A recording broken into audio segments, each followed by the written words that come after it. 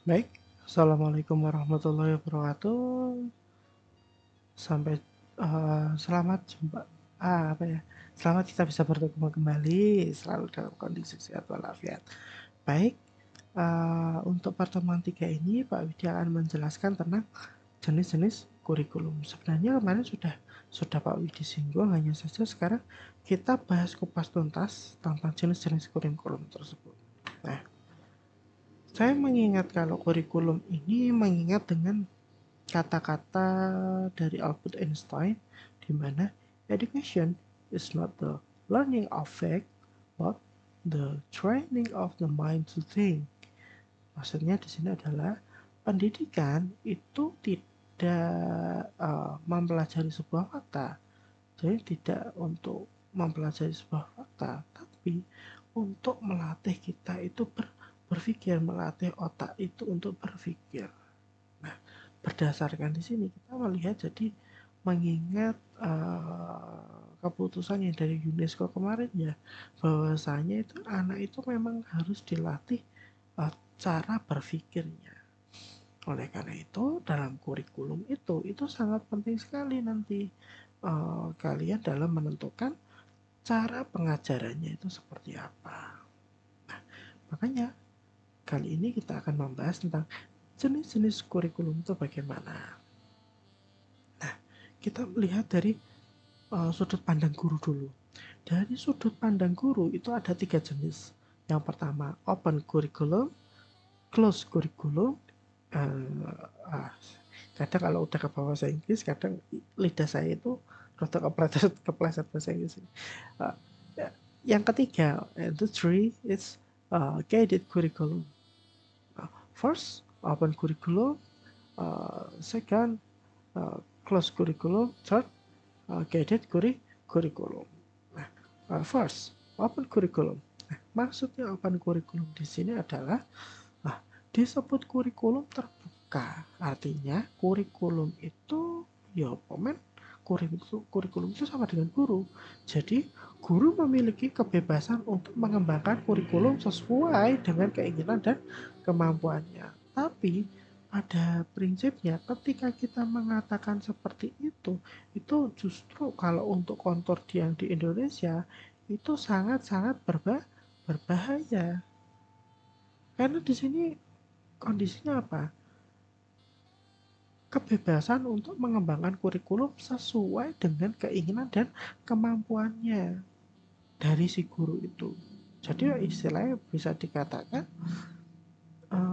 dalam pembelajaran itu malah justru sak penake dhewe itu malah justru berbahaya.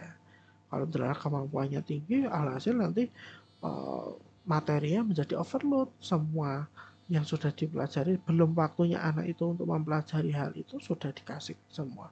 Ya nanti memang berakibat anak itu akan cepat mudah bosan, malas, cepat pusing dan lain-lain. Yang kedua ada close curriculum. Disebut kurikulum tertutup, artinya kurikulumnya itu sudah ditentukan secara pasti mulai tujuan, materi, metode, dan evaluasinya. Sehingga guru hanya melaksanakan saja. Nah, ini sebenarnya bagus, namun perlu Pak Widi ingatkan lagi, pembelajaran, kondisi sekolah, kondisi siswa, itu yang tahu hanya guru dan sekolah. Makanya kalau modelnya seperti ini akan bahaya nanti ketika ketemunya sekolah yang ada di tengah kota dengan sekolah yang ada di pinggiran kota, pasti akan terjadi kesenjangan di situ. Oke lah, katakan misal dalam kurikulum yang sudah dibuat itu harus menggunakan buret. Lah, kita melihat infrastruktur di Indonesia terutama di bagian pendidikan ini masih sangat belum merata. Di tengah kota mungkin buret tahu, tapi kalau di pinggiran kota akan susah. Buret ya apa wong siji di situ harganya mahal juga buret dan mungkin bahkan syukur kalau sekolahan itu sudah memiliki lab ya, kalau belum gimana, nah kan uh, tidak cocok untuk yang diterapkan di seluruh Indonesia. Nah mungkin yang lebih tepat itu malah justru yang ketiga, guided curriculum. Nah disebut kurikulum terbimbing. Artinya, kurikulum itu setengah terbuka dan setengah tertutup atau campuran, mix di situ. Nah, rambu-rambu pembelajaran telah ditentukan dalam kurikulum, akan tetapi guru masih diberi kemungkinan untuk mengembangkan lebih lanjut dalam kelas. Nah, itu jadi lebih rambu-rambunya sudah ada, tinggal nanti guru tinggal berinovasi sendiri, mau dikembangkan atau mau menggunakan cara yang lain, tapi yang terpenting tidak keluar dari koridor yang sudah ditentukan oleh nasional seperti itu. Nah, ini mungkin lebih cocok untuk di daerah Indonesia seperti itu. Nah, menurut Nasution, kita jadi mengingat kemarin ada 3 jenis kurikulum. Yang pertama ada spirited subject curriculum, yang kedua ada correlated curriculum, yang ketiga adalah integrated curriculum. Kita bahas satu-satu dulu. Yang pertama, spirited subject curriculum. Ini udah kita pasti tahu lah kalau spirited subject curriculum, di mana itu sebenarnya telah dilaksanakan sejak lama hingga sekarang masih banyak dipertahankan mulai dari sekolah dasar sampai dengan perguruan tinggi.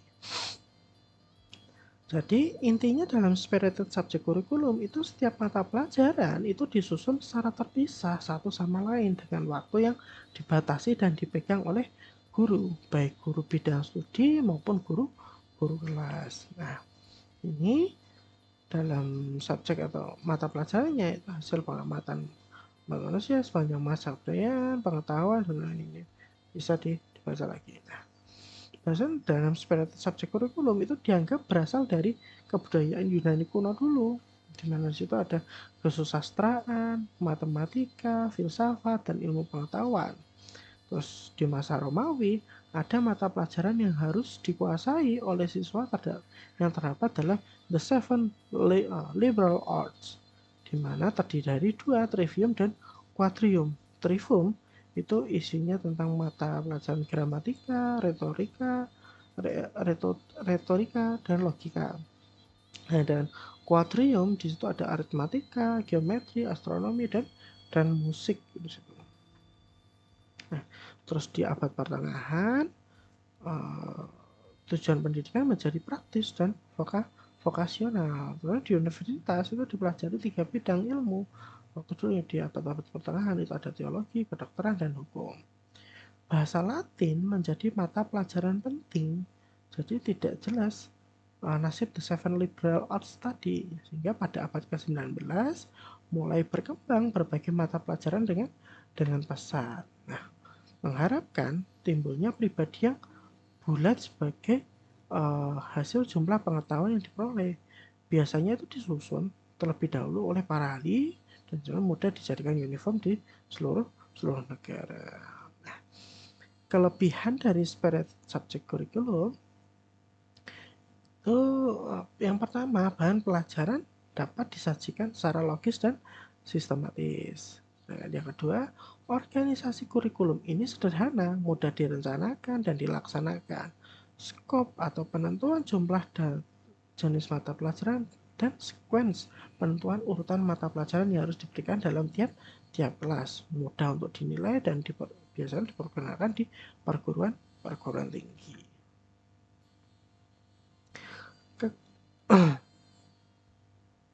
Kelebihan yang lain telah dipakai berabad-abad lamanya dan sudah menjadi tradisi, lebih memudahkan guru, mudah diubah, esensial untuk menafsirkan pengalaman, hemat waktu dan tenaga dalam mempelajari sesuatu yang dulu dengan susah payah ditemukan oleh para sarjana masa lalu. Jadi dalam spirited subject curriculum ya wis apa sing biyen wis disusun dengan macam-macam oleh penemu-penemu dulu, ya udah tinggal kita memberikan materi itu matengannya wis nih siswa-siswa hanya untuk ditransfer ilmu totalan. Ya, kekurangan spirited subject curriculum di situ, kurikulum ini memberikan mata pelajaran yang terpisah yang tidak berhubungan satu dengan yang lain. Yang kedua, tidak memperhatikan masalah-masalah sosial yang dihadapi anak-anak dalam kehidupan sehari-hari. Yang ketiga, menyampaikan pengalaman umat manusia yang lampau dalam bentuk yang logis dan sistematis. Sesuatu yang logis tidak selalu psikologis ditinjau dari segi minat dan perkembangan anak.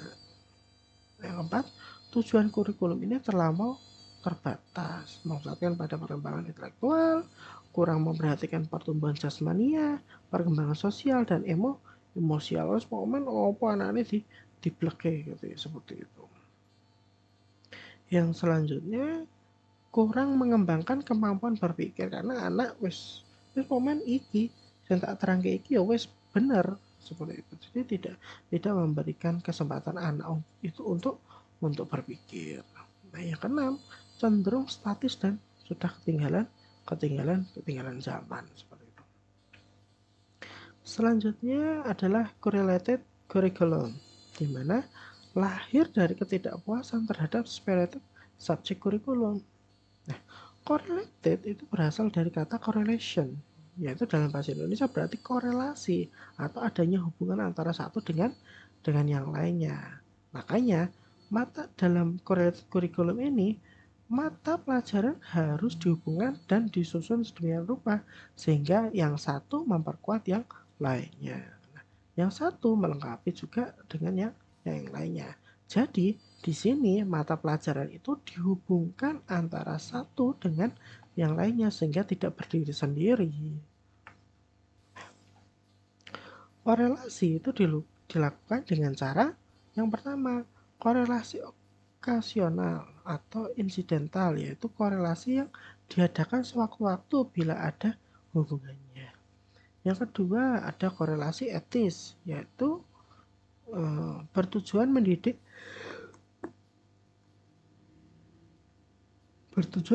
budi pekerti sebagai pusat pelajaran yang diambil pendidikan agama atau budi pekerti. Yang ketiga, korelasi sistematis, yaitu yang mana korelasi ini disusun oleh guru sendiri. Ada korelasi informal yang mana kurikulum itu dapat berjalan dengan cara antara beberapa guru saling bekerja sama, saling meminta untuk mengkorelasikan antara mata pelajaran yang dipegang guru A dengan mata pelajaran yang dipegang guru B. Nah, yang kedua ada korelasi formal, yaitu kurikulum ini sebenarnya telah direncanakan oleh guru atau tim secara bersama-sama. Nah, yang ketiga, selanjutnya yang terakhir adalah korelasi luas atau broad field, di mana korelasi ini sebenarnya merupakan fungsi dari beberapa bidang studi yang memiliki ciri khas yang sama, terus dipadukan menjadi satu bidang studi di situ. Kelebihan dari correlated kurikulum di mana korelasi di sini memajukan integrasi pengetahuan pada siswa. Dengan adanya korelasi itu, minat siswa bertambah apabila ia melihat hubungan antara berbagai mata pelajaran. Ternyata mempelajari IPA ini ternyata bisa dihubungi juga dengan olahraga, terus keagamaan, matematika harus pasti ya bisa kita hubungkan dengan bahasa, terus geografi, ternyata bisa ya, dan ilmu itu saling terhubung. Nah, itu dengan adanya seperti itu, anak-anak zaman sekarang itu dia akan jauh lebih semangat seperti itu. Memberikan pengertian yang lebih luas karena diperoleh pandangan dari berbagai sudut mata pelajaran. Nah, jadi kan kita ingin mempelajari tentang sistem gerak di situ, yaitu kita bahas menggunakan pelajaran yang ada di penjas organ, sehingga berhubungan di situ nanti ketika anak itu olahraga terus dijelaskan itu gurunya yang penjas organ juga menjelaskan. Nah, pernah toh di IPA sama Pak Widi itu tentang di sini ini namanya otot apa di sini. Nah, yang ada di kaki ketika kita tekuk ini yang berkontraksi itu yang mana, yang berelaksasi itu yang mana. Nah, jadi modelnya saling terhubung seperti itu. Memungkinkan siswa menggunakan pengetahuannya lebih fungsional. Jadi tidak hanya sekedar teori-teori saja, tahu sebenarnya dalam kehidupan prakteknya itu seperti apa. Selanjutnya, lebih mengutamakan pengertian dan prinsip daripada pengetahuan dan penguasaan fakta-fakta. Kekurangan dari correlated curriculum merupakan kurikulum subject center, Mas Yan. Tidak menggunakan bahan yang langsung berhubungan dengan kebutuhan dan minat siswa serta dengan masalah-masalah aktual yang dihadapi dalam kehidupan sehari-hari. Nah, yang kedua, Broadfield tadi. Broadfield tidak memberi pengetahuan sistematis dan mendalam mengenai berbagai mata pelajaran. Guru sering tidak menguasai pendekatan interdisipliner. Makanya kalian bersyukur mengambil mata kuliah Tadris IPA atau IPA terpadu, pendidikan IPA, karena itu memang harus kalian mempelajari 3 disiplin ilmu. Jadi walaupun yang ngambil konsentrasi fisika, konsentrasi biologi, nanti di lapangan di sekolahan itu sangat-sangat kalian nanti akan bingung karena di lapangan itu sudah terpadu. Jadi tidak bisa, walaupun kalian ahli di bidang biologi, kalian harus mau tidak mau tetap konsep di fisika itu harus matang, konsep di kimia juga harus matang. Jadi kalian dan harus pintar memadukan antara fisika, biologi dan kimia. Belum nanti kalian harus bisa memadukan dengan nilai-nilai keagamaan, terus kalian memadukan dengan mata pelajaran yang lain. Jadi dengan konsep IPA terpadu, insya Allah kalian bisa lah untuk melakukan itu. Tapi ingat, kalian harus saling bisa sharing di situ, saling harus jangan pernah merasa konsepku yang paling benar. Jadi kalau orang IPA terpadu itu tidak seperti itu. Dia bisa menerima kelebihan dan kekurangan yang lain. Yang ketiga ada integrated kurikulum. Dari kata integrated di sini itu adalah maksudnya adalah perpaduan, koordinasi, harmoni, kebulatan dan keseluruhan, di mana dalam kurikulum ini meniadakan batas-batas antara berbagai mata pelajaran dan menyajikan bahan pelajaran dalam bentuk unit atau keseluruhan. Hampir mirip dengan correlated curriculum, cuman kalau yang integrated curriculum itu sekolah-olah wis cuman dalam satu tema pokok bahasan. Misal yang ada di SD ada tema keluargaku, ternyata di dalamnya juga membahas tentang nama orang tua, terus kehidupan sosial bagaimana, bla bla bla bla. Jadi dalam satu tema itu di dalamnya itu berbagai macam pembahasan, tapi tidak secara terpisah. Sedangkan center correlated curriculum itu biasanya di SMA ya di IPA terpadu, IPS terpadu seperti itu. Jadi nah, tujuannya di sini integrated curriculum membentuk siswa atau peserta didik menjadi pribadi yang integrated, yang kehidupannya selaras dengan sekitarnya. Jadi dia itu tadi yang saya katakan, orang IPA terpadu kudune bukan orang yang benar-benar saklek, dia bisa menjadi orang yang integrated atau bisa selaras dengan sekitarnya. Ada pendapat banyak, kalian bisa menerima dan kalian harus bisa berpendapat. Dilaksanakan melalui pengajaran unit, siswa dilatih memecahkan masalah menurut cara-cara ilmiah, sehingga pembelajaran di sini itu dibuat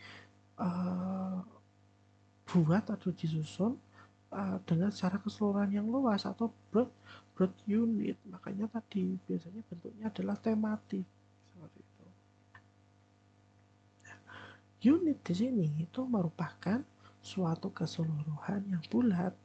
Unit adalah suatu keseluruhan bahan pelajaran yang disatukan oleh masalah. Nah, unit menerobos batas-batas mata pelajaran dan unit didasarkan atas kebutuhan siswa. unit pula didasarkan pada pendapat modern mengenai cara belajar dan memerlukan waktu uh, yang panjang. Jadi mungkin di SD kan cuma ada berapa tema di situ, nggak sampai puluhan tema, paling hanya 8 tema di bawah, di dalamnya ada subtemanya tentang apa-apa.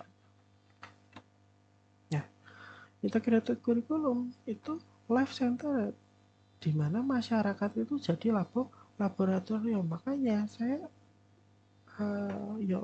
untuk pemikiran pribadi ya, di Indonesia itu kan banyak, ada museum, ada apa namanya, pusat-pusat kerajinan, pusat-pusat mungkin pengembangan soft skill, misal membuat hidroponik dan lain-lain. Sebenarnya banyak, tapi masih sangat sedikit, bahkan mungkin bisa dikatakan belum diintegrasikan dengan dunia pendidikan.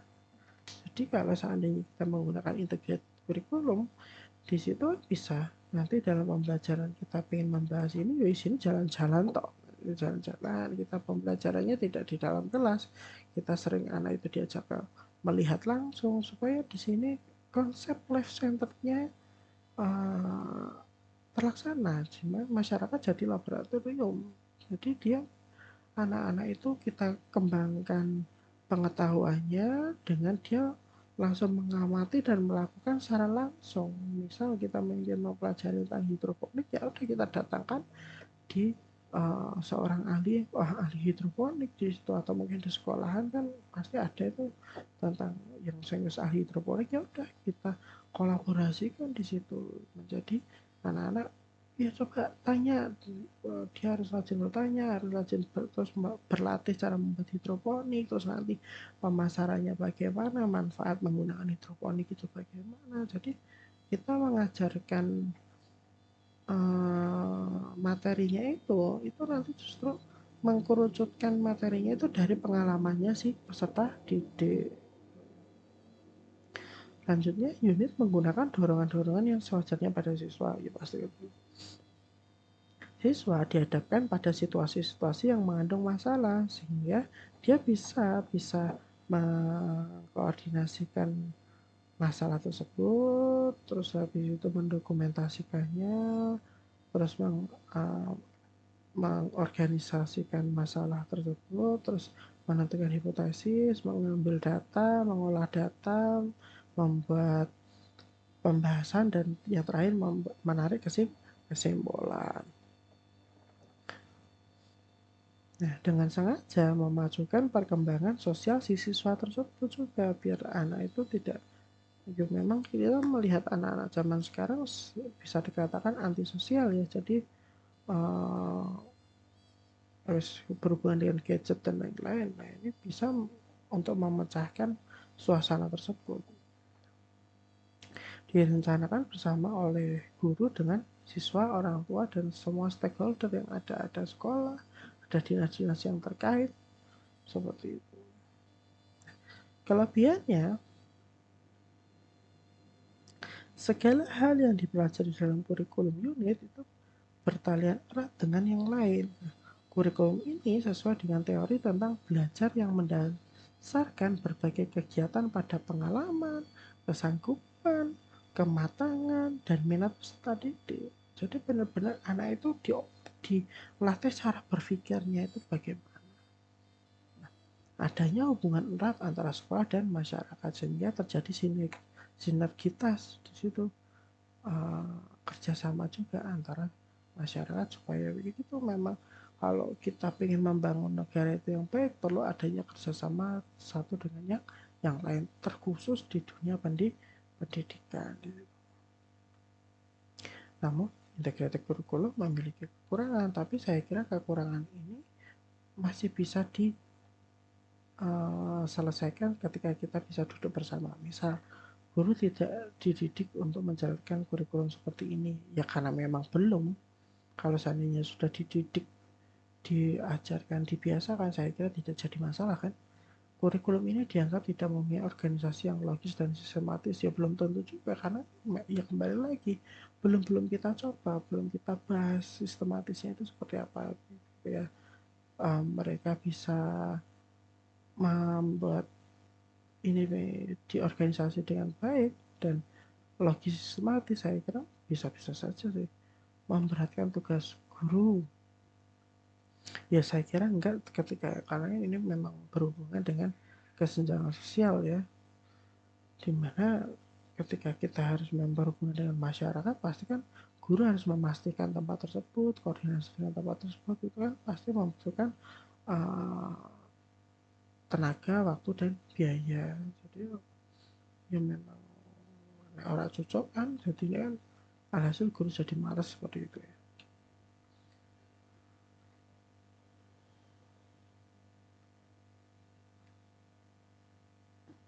Jadi itu tidak memungkinkan ujian umum, saya kira tidak juga sih, ya bisa-bisa ya, tergantung memang, karena ini belum dilaksanakan. Coba kalau dilaksanakan mungkin kan ada pembahasannya, mungkin pintar-pintaran memanage waktunya, saya kira bisa-bisa aja. Anak-anak dianggap tidak sanggup menentukan kurikulum, ya, ya masalah kita belum tahu juga sih, alat-alat sangat kurang untuk menjalankan kurikulum, itu tergantung kreativitas dari guru dan sekolahan yang berusaha dengan sarana dan prasarana. Oke, itu aja dari Pak Widi, kurang lebihnya Pak Widi mohon maaf. Tetap kalian coba hubungkan, kalian baca lagi tentang buku-buku tentang pengembangan kurikulum. Nanti untuk kedepannya Pak Widi pengen banget kalian bisa mungkin nanti coba pengen tahu pandangan kalian tentang pendidikan di Indonesia, terus coba bisa nggak kita memecahkan bareng-bareng solusi untuk sistem pendidikan di Indonesia itu yang lebih tepat itu seperti gimana sih, terus kita melihat kontur siswanya itu seperti ini, masyarakatnya seperti ini, kontur dari dunia pendidikannya itu juga seperti itu.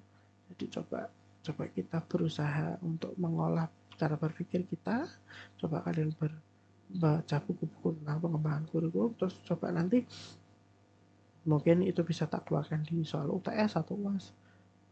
Kalian bisa mengintegrasikan antara itu, terus baiknya desain kurikulum yang baik untuk Indonesia itu seperti apa. Oke ya, kurang lebihnya Pak Widi mohon maaf. Untuk pertemuan jenis-jenis kurikulum di sini Pak Widi akhiri, dan kita tetap selalu berdoa bahwasanya semoga kampus tercinta kita segera statusnya berubah menjadi universitas, menjadi UIN Salatiga, dan semoga apa yang kita pelajari selama ini bisa bermanfaat untuk kedepannya dan memiliki manfaat pada orang banyak. Oke, itu aja dari Pak Widi. Kurang lebihnya Pak Widi mohon maaf. Wabillahi taufiq wal hidayah. Wassalamualaikum warahmatullahi wabarakatuh.